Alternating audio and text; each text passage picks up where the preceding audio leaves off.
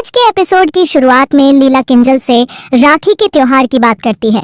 लीला सरिता से पूछती है कि क्या वे राखी नहीं मनाते। सरिता मुस्कुराते हुए बताती है कि उनके यहाँ भाई दूज की परंपरा है। उसके बाद किंजल सरिता को काम पर लगने को कहती है। तब लीला तुरंत कहती है कि इन्हें काम करने से मत रोकना, असल जिंदगी में ये रानियां नहीं होती। लीला जब अनुपमा को आती देखती है तो अपनी बातें बदल देती है और सरिता से कहती है कि काम मत करो, तुम तो रानियां हो। फिर वह अनुपमा से कहती है कि ये मेहमान हैं और मेहमान तो भगवान के समान होते हैं, भगवान को ऐसे काम करते देख अच्छा नहीं लगता। अनुपमा भावुक होकर सरिता का धन्यवाद करती है और कहती है कि इतने आरोप झेलने के बावजूद आप इस घर में रुकी हैं। इस पर सरिता प्यार से जवाब देती है कि हर घर में छोटी मोटी बातें होती रहती हैं जिन्हें नजरअंदाज करना चाहिए। सरिता अनुपमा का धन्यवाद करती है क्योंकि उसने उसकी तरफदारी की। जसप्रीत कहती है कि तुमने हम पर विश्वास जताया जो हमें अच्छा लगा। अनुपमा वादा करती है कि वह कभी भी आप सभी का भरोसा नहीं तोड़ेगी। भावुक होकर अनुपमा सरिता को गले लगाती है। सब लोग खुश हो जाते हैं। इसके बाद लीला अनुपमा से उसके भाई भावेश के बारे में पूछती है और कहती है कि रक्षाबंधन पर उसे घर बुला लेना। अनुपमा को भावेश की याद आती है। लीला पूछती है कि क्या रिश्ता अभी भी है या टूट गया। अनुपमा परेशान हो जाती है। दूसरी ओर अंश प्रार्थना का ख्याल रखता है। प्रेम और बाकी लोग अंश की तारीफ करते हैं। प्रेम अंश को गले लगाकर शुक्रिया कहता है कि वह प्रार्थना का साथ दे रहा है। अंश कहता है कि तुमने भी मेरी बहन को बहुत प्यार दिया है, तुम हमारे घर के दामाद नहीं बेटे हो। दोनों खुशी से मुस्कुराते हैं। प्रेम और बाकी लोग अंश को दामाद होने के फायदे समझाने लगते हैं और उसे छेड़ते हैं।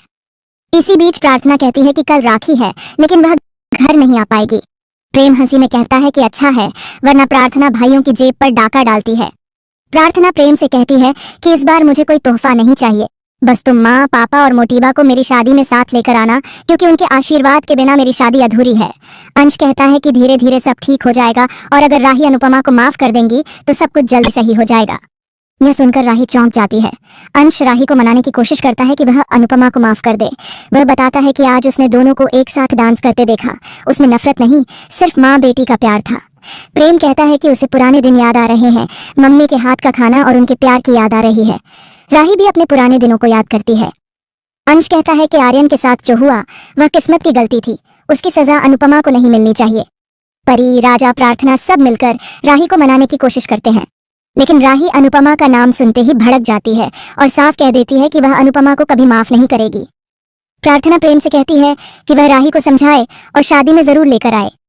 प्रेम कहता है कि मैं सब संभाल लूंगा। दूसरी ओर अनुपमा अपनी टीम के साथ डांस की प्रैक्टिस कर रही होती है। तभी राही उन्हें देखती है। अनुपमा सबको डांस के स्टेप्स सिखा रही होती है। राही को पाखी की बातें याद आ जाती हैं और वह गुस्सा हो जाती है। अनुपमा राही को देखती है लेकिन राही गुस्से में वहां से चली जाती है। दूसरी ओर गौतम, ख्याति और मोटीबा को अनुपमा और राही का डांस वीडियो दिखाता है, जिससे मोटीबा और ख्याति हैरान रह जाती हैं। गौतम उन्हें भड़काता है और कहता है कि राही की माँ से नफरत सिर्फ दिखावा है, राही अंदर से अपनी माँ के साथ ही है। इसी बीच सब लोग घर लौटते हैं तो ख्याति गुस्से में राही को डांटती है कि तुम यहाँ तो बहुत गुस्सा दिखा रही थी, लेकिन बाहर जाकर दुश्मन के साथ डांस कर रही थी। प्रेम बताता है कि पापा ने राही को जाने की अनुमति दी थी। ख्याति कहती है कि वह मना भी कर सकती थी, इसे अपने ससुराल के बारे में भी सोचना चाहिए था।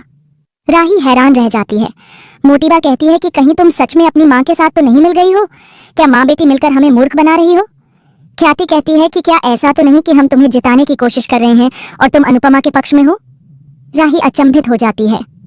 दूसरी ओर अनुपमा भगवान से प्रार्थना करती है कि राही के दिल में शांति बनी रहे। वह अपने भाई को याद करती है और भावुक होकर कहती है कि भावेश हमेशा मेरे साथ था, पर मैं उसके साथ नहीं रह पाई।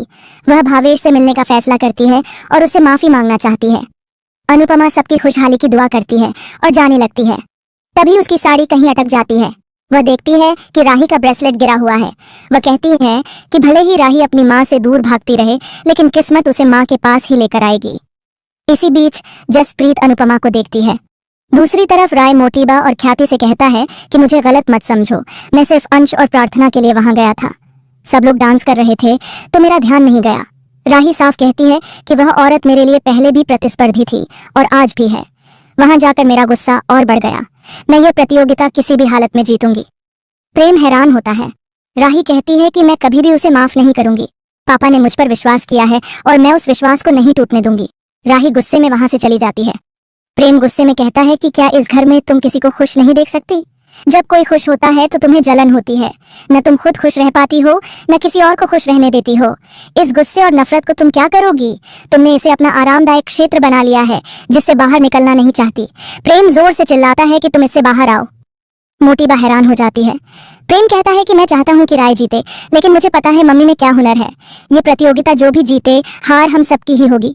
मोटिबा और ख्याति हैरान हो जाती हैं। सबके जाने के बाद गौतम कहता है कि राही कितनी भी बड़ी बातें कर ले, वह स्टेज पर अपनी माँ के इशारों पर ही नाचेगी।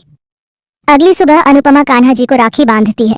लीला बताती है कि उसने सबके लिए राखियां लाई हैं। जसप्रीत कहती है कि मेरा तो कोई भाई नहीं है। लीला कहती है कि फिर तुम राखी किसे बांधोगी? जसप्रीत कहती है कि हमारे चोल में सबसे ज्यादा सरिता चलती है, तो हम सरिता को राखी बांधेंगे। लीला प्रार्थना को राखियां देती है। अनुपमा कहती है कि प्रार्थना को आर्यन के लिए भी राखी दो, वह आर्यन की राखी प्रेम को बांधेगी। बाबूजी अनुपमा से पूछते हैं कि क्या वह भावेश से मिलने जा रही है। अनुपमा सहमत होती है। इसी बीच सरिता लीला से उसके भाई के बारे में पूछती है। बाबूजी बताते हैं कि लीला का भाई भुलक्कड़ है। तभी लीला का भाई शाह हाउस में आता है। सब हैरान हो जाते हैं। लीला बहुत खुश होती है। अनुपमा आशीर्वाद लेने उसके पास जाती है। लीला का भाई पूछता है कि ये लड़की कौन है। अनुपमा कहती है कि मैं आपके पैर छू रही हूँ, मुझे आशीर्वाद दीजिए। वह भूल जाता है और आशीर्वाद दे देता है। लीला खुशी से गले लगाने आती है, लेकिन उसका भाई मनोहर जी को गले लगाकर जीजा जी कहता है। मनोहर जी हैरान रह जाते हैं और उसे पजामा जी कह देते हैं। वह कहता है कि पजामा जी नहीं, मामा जी होता है। मनोहर जी अपनी पुरानी शैली में कहते हैं, फिर मैंने क्या कहा? सब हंसते हैं। इसी के साथ एपिसोड समाप्त होता है।